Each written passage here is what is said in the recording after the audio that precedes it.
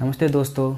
आज हम अपने जो अध्याय था कौन सा जीवन की उत्पत्ति तथा वह उसी क्लास का अपन आगे बढ़ाते अपन क्या देखेंगे, जो उसके जो जीव विज्ञान है उसकी जो शाखाएं हैं या उनके अंतर्गत उनके जनक आते हैं या शाखाएं या कौन कौन से किस किस बुक या पुस्तक से अपन लोग किस कौन से जीव या फिर अन्य वस्तुओं की अपन जानकारी प्राप्त करेंगे वो अपन देखते हैं आज क्या। अपन फर्स्ट शुरुआत करते हैं कैसे जीव विज्ञान की विभिन्न शाखाओं के जनक से अपन देखते हैं क्या। फर्स्ट में अपन क्या देखेंगे, इसमें ये जीव विज्ञान की शाखा और दूसरा जनक। अपन जीव विज्ञान कितनी शाखाएं हैं तथा उन शाखाओं के जो जनक है, जो उन शाखाओं के बारे में बताया गया है या फिर उन शाखाओं जब अपने को क्या दिया गया है उनके बारे में बताया, फिर उनके बारे में अपने मतलब जानकारी दिया गया है और किन वैज्ञानिकों द्वारा दिया गया है अपन उनको देखेंगे। और फर्स्ट देखते हैं क्या, जीव विज्ञान। जीव विज्ञान जिसमें जीवों का अध्ययन किया जाता है, चाहे वो जीव कोई भी जीव हो, पादप हो या फिर जंतु हो, सारे जीवों का जो जीव विज्ञान का जो जनक माना जाता है किसे, अरस्तु को माना जाता है। फिर सेकंड क्या आता है हमारे पास, जंतु विज्ञान। अब अंतर्गत जंतुओं को, जो स्तनधारी जंतु होते हैं या फिर जल में रहने वाले या फिर हवा में उड़ने वाले या आकाश में उड़ने वाले जितने भी जंतु होते हैं उनके बारे में कहाँ से उनका जो जानकारी जो जनक है वो कैसे माना गया है, इसे भी अरस्तु को ही माना गया है। अब नेक्स्ट देते हैं क्या, वनस्पति विज्ञान। वनस्पति के अंतर्गत वह आते हैं पादप, पेड़ पौधे या झाड़ियाँ वाड़ियाँ जितने भी हों वह सब वनस्पति के अंतर्गत आते हैं। तथा इस वनस्पति जो शाखा है, शास्त्र है, इसके अंतर्गत मतलब इसकी जो जानकारी है उसके जनक किसे माना गया है, थियोफेटस को माना गया है। अब देखते हैं अपन नेक्स्ट क्या, भारतीय पुरावनस्पतिक विज्ञान। जो भारतीय है और पुरावनस्पतिक विज्ञान है उसका जो जनक माना गया है, किसे माना गया है, बीरबल साहनी को। आप ये जो वनस्पति विज्ञान और ये पूरा वनस्पति विज्ञान में इनमें कंफ्यूज नहीं होइएगा, क्योंकि यह विश्व स्तरीय पर होता है। किसमें, वनस्पति विज्ञान के जनक कौन, थियोफेटस। और दूसरा क्या अपने पास, भारतीय पूरा वनस्पति विज्ञान। जो भारतीय और पूरा वनस्पति विज्ञान के जो जनक हैं किसे माना गया है, बीरबल साहनी को। अपन इसी तरह अपन नेक्स्ट चलते हैं क्या, सूक्ष्म जीव विज्ञान। जो सूक्ष्म जीव हैं, जो सूक्ष्मदर्शी द्वारा जो नग्न आंखों से नहीं देखा जा सकता, उन जीवों का जो जनक या उनके बारे में बताया, किसने बताया उनके बारे में, कौन, लुईस पाश्चर ने बताया, है ना। फिर अपन नेक्स्ट देखते हैं क्या, जीवाणु विज्ञान। अब जीवाणु विज्ञान, जो जीवाणु होते हैं कैसे, जीवाणु लाभदायक हानिकारक, एक कोष की जो होते हैं जीवाणु, तो उनके बारे में जानकारी प्राप्त या फिर उनके बारे में जनक खोज किसने किया, रॉबर्ट कोच ने। अब आते हैं पास नेक्स्ट क्या, प्रतिरक्षा विज्ञान। कौन सा, प्रतिरक्षा विज्ञान। जो प्रतिरक्षा, जो मनुष्य के शरीर में प्रतिरक्षा या फिर जिन पदार्थों को लेने के बाद प्रतिरक्षा, मतलब प्रतिरक्षा जो काम आते हैं पदार्थ, उनके बारे में किसने बताया, एडवर्ड जेनर ने। कौन से वैज्ञानिक ने, एडवर्ड जेनर, जिन्हें इनका जनक कहा जाता है। अब सेकंड क्या है, रुधिर परिसंचरण तंत्र। अब ये रुधिर परिसंचरण तंत्र क्या होता है, परिसंचरण तंत्र मतलब पूरे शरीर में जो रुधिर परिवहन करता है, बहता है, उसके बारे में किसने बताया है। नेक्स्ट ये विलियम हार्वे, ठीक है। नेक्स्ट क्या, विलियम हार्वे इनके जनक हैं। तो नेक्स्ट क्या देखते हैं, कोशिका विज्ञान। जो कोशिका होती है, सभी जीवों की एक इकाई होती है क्या, कोशिका। तो सभी जीवों में क्या हो जाता है, कोशिका। तो उसके बारे में जो चर्चा, मतलब उसके बारे में जाना या फिर उसके बारे में बताया, किसने बताया, उनके जनक माने जाते हैं किन हैं, रॉबर्ट हुक को माना जाता है। अब नेक्स्ट देखते हैं क्या, उत्परिवर्तन। जो उत्परिवर्तन के बारे में बताया, मतलब जिन्होंने जानकारी दी उन्हें जनक कहा जाता है, कैसे, ह्यूमो डी व्रिज को माना जाता है। हाँ, फिर नेक्स्ट देखते हैं क्या, कवक विज्ञान। जो कवक होते हैं उनके बारे में या फिर उनके बारे में जाना, मतलब उनके जनक किन्हें माना जाता है, एंटन डी बेरी को माना जाता है ना। फिर अपन नेक्स्ट देखते हैं क्या, पादप शरीर क्रिया विज्ञान, है ना। जो पादप शरीर की जो क्रिया विज्ञान है, मतलब जो पादप शरीर में क्रियाएं होती हैं उनके बारे में किसने बताया अपने को, उनके जनक किन्हें माना जाता है, स्टीफन हेल्स को माना जाता है ना। फिर अपन नेक्स्ट देखते हैं क्या, आधुनिक वनस्पति विज्ञान। अब आधुनिक वनस्पति विज्ञान के जो जनक माने जाते हैं, किसने माने जाते हैं, कैरोलस लीनियस को, है ना। फिर अपन नेक्स्ट देखते हैं क्या, वर्गीकरण विज्ञान। जो अनेक जीवों का वर्गीकरण किया गया है या फिर जितने भी जीव जंतु उनका वर्गीकरण किन के द्वारा किया गया था? कैरोलस लीनियस को, इसलिए इन्हें कैरोलस लीनियस को ही इनका जनक कहा जाता है। अब नेक्स्ट देखते हैं क्या, रुधिर वर्ग, जो रुधिर समूह होता है, रुधिर समूह जैसे ए बी या फिर ओ, या जितने भी रुधिर समूह होते हैं इनके बारे में किसने बताया? कार्ल लैंडस्टीनर ने बताया कि इनकी मतलब कितने ग्रुप पॉजिटिव नेगेटिव होते हैं, इनके बारे में इन्होंने बताया। अब नेक्स्ट देखते हैं क्या, अंतःस्रावी ग्रंथि, जो अंतःस्रावी ग्रंथि जो किसी जीव के शरीर के अंदर आंतरिक स्थित रहते हैं और वह हार्मोन्स या फिर एंजाइम वगैरह करते हैं, स्रावण करते हैं, वह उनके बारे में किसने बताया? थॉमस अल्वी एडिसन ने बताया, है ना। फिर अपन लोग नेक्स्ट देखते हैं क्या, अनुवांशिकी।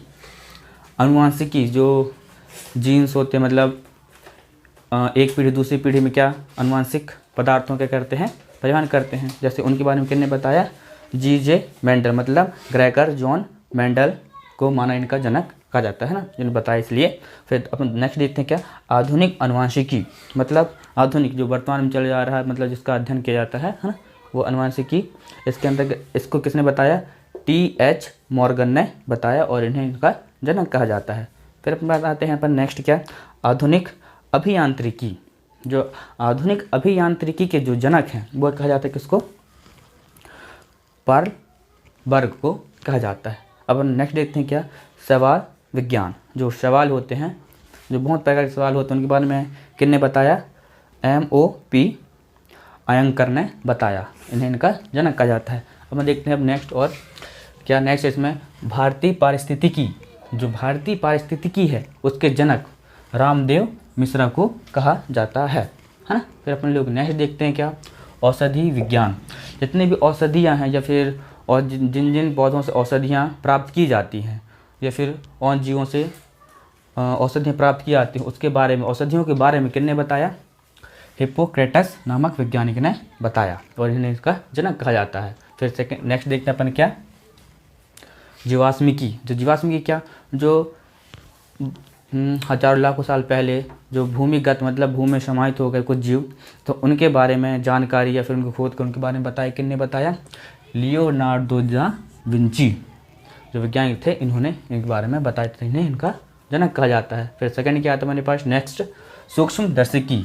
सूक्ष्मदर्शी क्या, तो सूक्ष्मदर्शी होते हैं जो अपने नग्न आंखों से नहीं देख पाते, उन चीज़ों को देखने के लिए सूक्ष्मदर्शी होता है। तथा इनके बारे में किसने बताया? एंटोनियो वॉन लुएन हॉक नामक वैज्ञानिक ने बताया, फिर उन्हें इनका जनक कहा जाता है, सर्वप्रथम बताया इसलिए।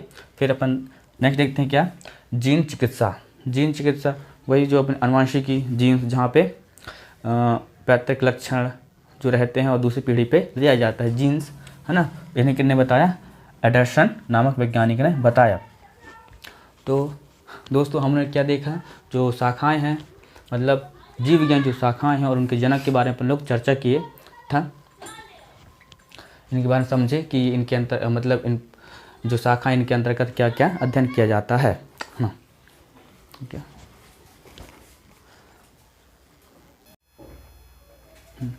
अपन दोस्तों अपन नेक्स्ट देखते हैं अब कौन सा, जंतु विज्ञान की प्रमुख शाखा है। अपन लोगों ने पहले क्या क्या देखे, वनस्पति विज्ञान, फिर अपन जाते नेक्स्ट क्या, जंतु विज्ञान। पहले क्या इसमें एंटोलॉजी, एनाटॉमी के अंतर्गत हम क्या अध्ययन करते हैं? शरीर एवं विभिन्न अंगों के विच्छेदन, मतलब उनकी चीरफाड़, जो उनका जो कोई पार्ट को अंदर देखा जाता है, चीरफाड़ किया जाता है, विच्छेदन होता है चीरफाड़ करना, उसका प्रदर्शन करना, मतलब उसको दिखाना कैसे चीरफाड़ करते हैं, ये इसके किसके अंतर्गत? एनाटॉमी के अंतर्गत किया जाता है। फिर आता है क्या नेक्स्ट, एंथ्रोपोलॉजी। एंथ्रोपोलॉजी के अंतर्गत मानव जाति की सांस्कृतिक विकास का अध्ययन किया जाता है। फिर अपन देखते हैं नेक्स्ट क्या, इकोलॉजी। इकोलॉजी क्या, जैविक अजैविक वातावरण से जीवों की विविध संबंधों का अध्ययन किया जाता है। जैविक और अजैविक वातावरण में जीवों की जो विविधताएं हैं उनका अध्ययन किया जाता है ना। फिर अपन नेक्स्ट देखते हैं क्या, एंड्रोक्राइनोलॉजी। एंड्रोक्राइनोलॉजी के अंतर्गत अंतःस्रावी तंत्रों का अध्ययन किया जाता है। ऐसे अंतःस्रावी तंत्र होते हैं जो अंदर कोई भी एंजाइम्स हार्मोन्स को क्या करते हैं, स्रावित करते हैं, वही उनका अध्ययन इसके अंदर किया जाता है। और नेक्स्ट क्या है अपने पास, एम्ब्रियोलॉजी, एम्ब्रियोलॉजी के अंतर्गत भ्रूणी संवर्धन का अध्ययन किया जाता है। भ्रूणी संवर्धन, इनका संवर्धन कैसे किया जाता है उसका अध्ययन किसको, एम्ब्रियोलॉजी के अंतर्गत किया जाता है। पर नेक्स्ट देखते हैं क्या, एंजाइमोलॉजी, क्या है सेकेंड, एंजाइमोलॉजी। एंजाइमोलॉजी के अंतर्गत उत्प्रेरकों का अध्ययन किया जाता है। उत्प्रेरक जो किसी भी क्रियाओं को क्या तेज करने में सहायक होते हैं, उन्हीं उत्प्रेरकों का अध्ययन किया जाता है। एंटोमोलॉजी, एंटोमोलॉजी के अंतर्गत जो एंटोमोलॉजी है इसके अंतर्गत कीट पतंगों का क्या अध्ययन किया जाता है। जैसे कीट पतंग जो कीड़े होते हैं उनका अध्ययन इसके अंतर्गत किया जाता है। फिर नेक्स्ट है क्या, जेनेटिक्स। जेनेटिक कोई अनुवांशिकी, जब हम लोग पाद विज्ञान में पढ़े थे, वही अनुवांशिकी लक्षणों पर ये कहाँ पे, जंतुओं में किया जाता है। ये कौन से जंतुओं के लक्षण एवं उनकी वंशानुगति, मतलब जो वंशानुगत जो पीढ़ी दर पीढ़ी चल रही है उनका अध्ययन किया जाता है जेनेटिक्स में, है ना। फिर सर नेक्स्ट देखते हैं क्या, हेमेटोलॉजी। हेमेटोलॉजी के अंतर्गत रुधिर और रुधिर से संबंधित रोगों का अध्ययन किया जाता है ना, समझ गए। फिर अपन देखते हैं नेक्स्ट कौन सा, हेपेटोलॉजी। हेपेटोलॉजी के अंतर्गत उभयचर एवं सरीसृप, जो थल और जल में रहते हैं जो जीव उनका, और जो सरीसृप जो रेंगते हैं, जो घिसट के मतलब जो अपने पृथ्वी मतलब भूमि उससे घिसट कर चलते हैं, उन्हें क्या बोलते हैं, सरीसृप, उनका अध्ययन किया जाता है। नेक्स्ट क्या है, मैमोलॉजी, मैमल्स ना, मैमल्स जिसको अपन इंग्लिश में मैमल्स बोलते हैं, मैमोलॉजी के अंतर्गत क्या, स्तनधारी जैसे मैमल्स, स्तनधारियों का किया जाता है, अध्ययन किया जाता है। अपन देखते हैं नेक्स्ट क्या, माइक्रोबायोलॉजी, इसके अंतर्गत अति सूक्ष्म जीवों का अध्ययन किया जाता है। जो अति सूक्ष्म होते हैं, एक कोष के जीव होते हैं, फिर बहुत अति सूक्ष्म होते हैं, उन जीवों का अध्ययन किया जाता है, किससे किया जाता है, माइक्रोलॉजी से, है ना। फिर नेक्स्ट देखते हैं अपन न्यूरोलॉजी क्या, तांत्रिका तंत्र का अध्ययन किया जाता है। न्यूरॉन होता है तांत्रिका तंत्र की इकाई, न्यूरॉन वही, ये क्या यहाँ पे इसे देखना, मतलब न्यूरॉन, न्यूरोलॉजी का अध्ययन तांत्रिक तंत्र का, मतलब न्यूरोलॉजी से तांत्रिक तंत्र का अध्ययन किया जाता है। फिर अपन नेक्स्ट देखते हैं क्या,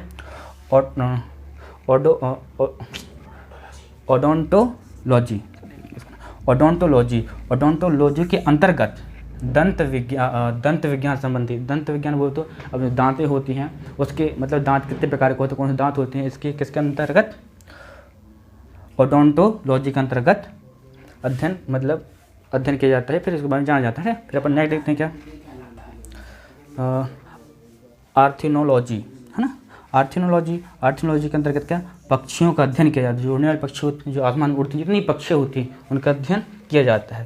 फिर अपन नेक्स्ट देखते हैं क्या, पैथोलॉजी, मतलब पैथोलॉजी के अंतर्गत क्या, रोगों की प्रकृति एवं कारणों का अध्ययन किया जाता है। मतलब रोग है किस प्रकार का, उसके किस कारण से हुआ, इसका अध्ययन किया जाता है पैथोलॉजी के अंतर्गत, है ना। फिर अपन देखते हैं क्या, नेक्स्ट रेडियोलॉजी, जीवों पर विकिरण प्रभावों का अध्ययन किया जाता है। जो कई तत्व होते हैं जिनका विखंडन टूटने से, संयोजन होने से क्या होते हैं, उनसे जो विकिरणें निकलती हैं, रेडियस किरणें निकलती हैं, वह मनुष्य के लिए हानिकारक होती हैं, तो उन्हीं का अध्ययन किया जाता है, रेडियोलॉजी के अंतर्गत किया जाता है। अपन देखते हैं नेक्स्ट क्या, 18 नंबर का, टैक्सोनॉमी के अंतर्गत जीव जातियों के नामकरण एवं अध्ययन किया जाता है। ठीक है, जीव जातियों के नामकरण, कौन सा जीव क्या है, मतलब जैसे वर्गीकरण के, मतलब एक वर्गीकरण भी समझ सकते हैं अपन इसको, जीव जातियों का अध्ययन, है ना, जैसे नामकरण और उनका अध्ययन किया जाता है इसके अंतर्गत। तो अपना ये जंतु विज्ञान की शाखाएँ वो समाप्त, इसके अंतर्गत ये अपना फर्स्ट जो अध्याय है, यूनिट है, वो भी समाप्त हुआ। अब अपन नेक्स्ट बुक में नेक्स्ट अध्याय देखेंगे। धन्यवाद।